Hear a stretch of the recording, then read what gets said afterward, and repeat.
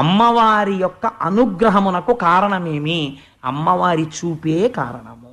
అందుకే అమ్మవారిని మీనాక్షి అని పిలుస్తారు. మీనాక్షి అంటే చాప ఒక పని చేస్తుంది. ఆడచాప నీటిలో ఉండగా చాప పిల్లలు ఎదురుగుండా వచ్చి అమ్మతో అంటాయి, అమ్మా ఆకలేస్తోందమ్మా అంటాయి. అంటే చాపకి స్తన్యం ఇవ్వడం ఉండదు. అది ఏం చేస్తుందంటే చాప పిల్లలన్నిటి వంక పరమదయతో ఒకసారి అలా చూస్తుంది. ఇది తాబేలు చేస్తుంది, చాప చేస్తుంది.